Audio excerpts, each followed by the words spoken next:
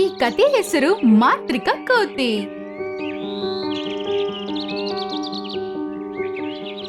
ಒಂದೂರಲ್ಲಿ ಮನೋಜ್ ಅಂತ ಒಂದು ರೈತ ಜೀವಿಸ್ತಿದ್ದ. ಮನೋಜನ ಮನೆಯಲ್ಲಿ ಅವನ ಹೆಂಡತಿಯಾದ ಮಾಧುರಿ ಮತ್ತೆ 7 ವಯಸ್ಸಲ್ಲಿರುವ ಮಗ ಇದ್ದ. 3 ಜನ ತುಂಬಾ ಸಂತೋಷವಾಗಿದ್ರು. ಒಂದಿನ ಸುಮಿತ್ ಮನೆ ಆಚೆ ಆಟಾಡ್ತಿದ್ದಾಗ ಒಂದು ಹಾವು ಬಂದು ಅವನ್ನ ಕಚ್ಬಿಡುತ್ತೆ. ಮನೋಜ್ ತೋಟದಿಂದ ಮನೆಗ್ ಬರುವಾಗ ನೋಡ್ತಾನೆ, ಹೆಂಡತಿ ಮಗುನ ಎತ್ಕೊಂಡು ಅಳ್ತಾ ಇರ್ತಾಳೆ. ಸುಮಿತ್ ನೆಲದ ಮೇಲೆ ಮಲ್ಕೊಂಡು ತುಂಬಾ ನರ್ಲಾಡ್ತಿದ್ದ. ಇದನ್ನ ನೋಡಿ ಮನೋಹರ್ಗೆ ತುಂಬಾ ಬೇಜಾರಾಗುತ್ತೆ. ಮಗುನ ಎತ್ಕೊಂಡು ಹಾಸ್ಪಿಟಲ್ಗೆ ಓಡೋಗ್ತಾನೆ. ಹಾಸ್ಪಿಟಲ್ಗೆ ಸಮಯಕ್ಕೆ ಹೋಗಿ ಸೇರ್ದೇ ಇರೋ ಕಾರಣದಿಂದ ಮಗು ತೀರ್ಕೊಳ್ಳುತ್ತೆ. ಅವರಿಬ್ರು ತುಂಬಾನೇ ಕಷ್ಟ ಪಡ್ತಿರ್ತಾರೆ. ಹೀಗೆ ಸ್ವಲ್ಪ ದಿನ ಕಳೆಯುತ್ತೆ. ಮಗನ ಕಳ್ಕೊಂಡಿರೋ ಕಾರಣದಿಂದ ಮಾಧುರಿಗೂ ಮೈ ಹುಷಾರಿಲ್ಲ. ಕೊನೆಗಳು ಮಂಚ ಹಿಡಿತಾಳೆ. ನಡೀತಿರೋದೆಲ್ಲ ನೋಡಿ ಮನೋಜ್ಗೆ ತುಂಬಾನೇ ಭಯ ಆಗುತ್ತೆ. ಅವನು ಮಾಧುರಿನ ಕೂಡ ಕಳ್ಕೊತಾನೇನೋ ಅನ್ಸ್ತು.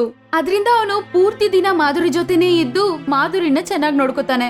ಯಾವ ಕೆಲ್ಸಕ್ಕೂ ಹೋಗ್ತಿರ್ಲಿಲ್ಲ, ತೋಟಕ್ಕೂ ಹೋಗ್ತಿರ್ಲಿಲ್ಲ. ಅವನ ಆರ್ಥಿಕ ಸ್ಥಿತಿ ತುಂಬಾ ಮೋಸವಾಗಿತ್ತು. ಔಷಧಿ ತಗೊಳಕ್ಕೂ ಅವನ ಹತ್ರ ದುಡ್ಡಿಲ್ಲ. ಅದ್ರಿಂದ ಅವನು ಸ್ವಲ್ಪ ತೋಟದ ಕೆಲ್ಸನೂ ಮಾಡ್ಬೇಕು ಅಂತ ಯೋಚನೆ ಮಾಡ್ತಾನೆ. ಅವನು ತೋಟಕ್ಕೋಗಿ ನೋಡ್ತಾನೆ, ಅವನ ಬೆಳೆ ಎಲ್ಲ ಬಾಡೋಗ್ಬಿಟ್ಟಿರುತ್ತೆ.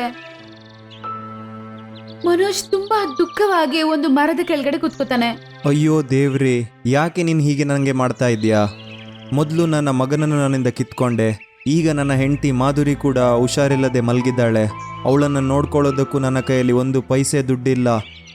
ಏನಾದರೂ ಸಹಾಯ ಮಾಡು ದೇವ್ರೆ, ನೀನೇ ನನ್ನನ್ನು ಕಾಪಾಡಬೇಕು. ಮನೋಜ್ ಅಳಕ್ ಶುರು ಮಾಡ್ತಾನೆ. ಆಗ ಮರದ ಮೇಲೆಯಿಂದ ಒಂದು ಶಬ್ದ ಕೇಳಿಸುತ್ತೆ. ಏನಾಯ್ತು ಮನೋಜ? ಯಾಕೆ ಇಷ್ಟು ದುಃಖದಲ್ಲಿದ್ಯಾ ನೀನು? ಏನಾಯ್ತು?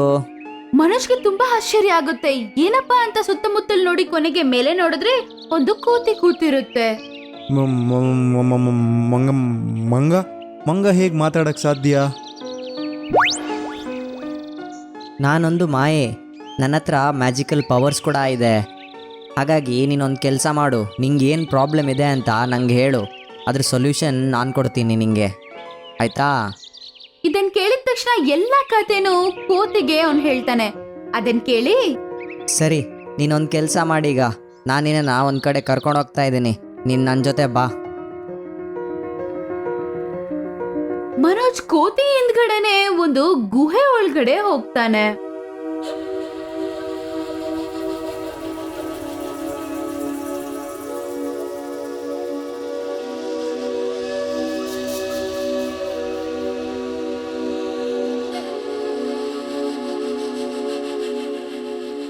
ಕೋತಿ ಅವನ ಕೈಗೆ ಮಾಂತ್ರಿಕ ಚಿನ್ನದ ಮಡಕೆ ಕೊಡುತ್ತೆ.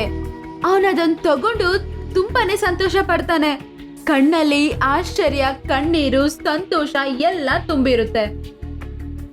ತುಂಬ ಥ್ಯಾಂಕ್ ಯು ದೋಸ್ತ. ನಿನ್ನ ಈ ಸಹಾಯನ ನಾನು ಯಾವತ್ತೂ ನನ್ನ ಜನ್ಮದಲ್ಲಿ ಮರೆಯಲ್ಲ ಕಣೋ. ಕೋತಿ ಅವನ್ಗೆ ಒಂದು ರಹಸ್ಯನೂ ಹೇಳುತ್ತೆ. ಇದು ಸಾಧಾರಣದ ಮಡಿಕೆ ಅಲ್ಲ ಕಣಲೇ, ಇದು ಮಾಂತ್ರಿಕ ಮಡಿಕೆ. ಮತ್ತು ಇದ್ರ ಒಂದು ವಿಶೇಷತೆ ಇದೆ. ಅದೇನು ಅಂದರೆ, ನೀನೇನಾದರೂ ಇದ್ರೊಳಗಡೆ ಹಾಕಿದರೆ ಅದು ಡಬಲ್ ಆಗಿ ಹೊರಗಡೆ ಬರುತ್ತೆ ಕಣೋ.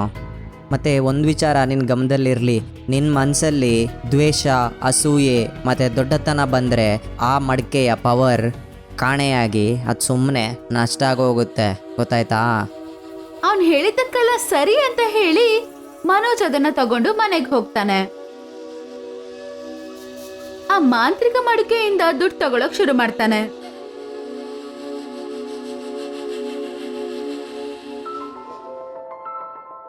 ಅದರ ಕಾರಣದಿಂದ ಅವನ ಒಳ್ಳೆ ಹಾಸ್ಪಿಟಲ್ಗೆ ಸೇರಿಸ್ತಾನೆ. ಮಾಧುರಿ ಆರೋಗ್ಯನೂ ಸರಿ ಹೋಗುತ್ತೆ. ಆಮೇಲೆ ಇಬ್ರು ಸಂತೋಷವಾಗಿರ್ತಾರೆ.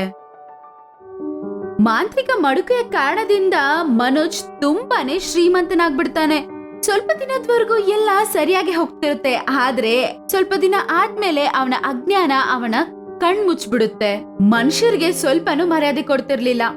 ಸ್ವಲ್ಪನೂ ಕಷ್ಟ ಪಡದೆ ಮನೋಜ್ ಆ ಮಾಂತ್ರಿಕ ಮಡುಕೆಯಿಂದ ದುಡ್ಡು ತಗೊಳ್ತಾ ಖರ್ಚು ಮಾಡ್ತಾ ಇದ್ದ. ಹಂಗಿದ್ದಾಗ ಒಂದು ಬಡವ ಒಂದಿನ ಅವನ್ ಮನೆಗ್ ಬರ್ತಾನೆ. ಅಯ್ಯ, ನನ್ನ ಮಗನಿಗೆ ಹುಷಾರಿಲ್ಲ. ಅವನಿಗೆ ಮದ್ದು ಮಾಡೋಕ್ಕೆ ನನಗೆ ದುಡ್ಡು ಬೇಕು. ಯಾವುದೇ ಕೆಲಸ ಕೊಟ್ಟರು ಮಾಡ್ತೀನಿ ಅಯ್ಯ. ನನ್ನ ಮಗನೇ, ನಿಂಗೆ ಇವತ್ತೇ ಭಿಕ್ಷೆ ಬೇಡಕ್ಕೆ ಇಲ್ಲಿಗೆ ಬರಬೇಕಿತ್ತಾ? ಇವತ್ತು ನನ್ನ ಬರ್ತ್ಡೇ, ಇಲ್ಲಿ ಎಲ್ಲರೂ ಅದನ್ನು ಸೆಲೆಬ್ರೇಟ್ ಮಾಡ್ತಿದ್ದಾರೆ. ಈಗ ನೀನು ಹೋಗು, ನಾಳೆ ಬಾ. ಏನಾದರೂ ಕೆಲಸ ಇದ್ದರೆ ಹೇಳ್ತೀನಿ. ಅಯ್ಯ, ನೀವು ಸಹಾಯ ಕೇಳ್ಕೊಂಡು ಬಂದವರಿಗೆ ಸಹಾಯ ಮಾಡಿದ್ರೆ ಆ ದೇವರು ನಿಮಗೆ ಸಹಾಯ ಮಾಡ್ತಾನಯ್ಯ. ಇದನ್ ಕೇಳಿ ಮನೋಜ್ ಕೋಪದಿಂದ, ಮಗನೇ, ನೀನು ನಂಗೆ ಕಲಿಸ್ತಾ ಇದೆಯಾ? ನಾನು ಯಾವ ದೇವ್ರಿಗೂ ಹೆದರಲ್ಲ, ಗೊತ್ತಾಯ್ತಾ? ಮತ್ತೆ ನೀನು ಇಡೀ ಜನ್ಮದಲ್ಲಿ ನೋಡಿರದಿರೋ ದುಡ್ಡು ನನ್ನ ಹತ್ರ ಇದೆ, ನೋಡ್ತೀಯಾ? ನಿಂಗೇನೀಗ ದುಡ್ಡು ಬೇಕಾ? ನಿಲ್ಲು ಮಗನೇ, ಕೊಡ್ತೀನಿ. ಎಷ್ಟು ಬೇಕು ನಿಂಗೆ ದುಡ್ಡು? ತಕೋ, ಕೊಡ್ತೀನಿ ನಿಂಗೆ ಈಗ. ಮನೋಜಿನ ಮಾತಲ್ಲಿ ಆ ಅಹಂಕಾರ ಕಾಣಿಸ್ತಿತ್ತು. ಆಮೇಲೆ ಮಾರನೇ ದಿನ ಅವನು ಮಡಿಕೆ ಹತ್ರ ಹೋಗಿ ದುಡ್ಡು ತಗೊಳಕ್ಕೆ ಪ್ರಯತ್ನ ಮಾಡ್ತಾನೆ. ಆದ್ರೆ ದುಡ್ಡಿರೋದಿಲ್ಲ. ಅದನ್ನ ನೋಡಿ ಅವನು ಭಯ ಪಡ್ತಾನೆ. ಆಗ ಅವನು ಪಕ್ಕದಲ್ಲಿರುವ ಅಕ್ಕಿನ ತಗೊಂಡು ಮಡಿಕೆಯಲ್ಲಿ ಹಾಕ್ತಾನೆ. ಅದು ಧಾನ್ಯ ಆಗುತ್ತೆ ಅಂತ ಅನ್ಕೋತಾನೆ. ಆದ್ರೆ ಏನೂ ಆಗಿಲ್ಲ. ಆಗ ಅವ್ರ ಮನೆಗ್ ಬಂದಿರುವ ವ್ಯಕ್ತಿ ಮಾಂತ್ರಿಕ ಕೋತಿಯಾಗಿ ಬದಲಾಗುತ್ತೆ. ಮತ್ತೆ ಹೀಗಂತಾನೆ, ಓ ಮಾನವ, ನೀನು ತುಂಬ ಚೇಂಜ್ ಆಗೋಗಿದ್ದೀಯಾ. ನಿನ್ನಲ್ಲಿ ದುರಾಸೆ ಮತ್ತು ಅಹಂಕಾರಗಳು ಬಂದೋಗಿದೆ ಈಗ. ಒಂದು ಟೈಮಲ್ಲಿ ನೀನು ಕೂಡ ಇವನ ಹಾಗೆ ಬೇಡ್ಕೊಂಡು ನನ್ನ ಹತ್ರ ಬಂದಿದ್ದೆ, ನೆನಪಿದ್ಯಾ ನಿಂಗೆ? ಆಗ ನಾನು ನಿಂಗೆ ಹೆಲ್ಪ್ ಮಾಡಿದ್ದೆ. ಮತ್ತು ನೀನು ಅದೇ ಹಣದ ಮದದಲ್ಲಿ ಕುರುಡಾಗೋಗಿದ್ದೀಯಾ ಈಗ, ಗೊತ್ತಾಯ್ತಾ ನಿಂಗೆ? ಹಿಂಗಂತ ಹೇಳಿ ಆ ಮಾಂತ್ರಿಕ ಕೋತಿ ಮಡಿಕೆನ ತಗೊಂಡು ಅಲ್ಲಿಂದ ಮಾಯ ಆಗುತ್ತೆ. ಆಮೇಲೆ ಮನೋಜ್ ಅವನ ತಪ್ಪು ಮಾಡಿರೋದನ್ನ ಅರ್ಥ ಮಾಡ್ಕೊಂಡು ಪಶ್ಚಾತ್ತಾಪ ಪಡ್ತಾನೆ.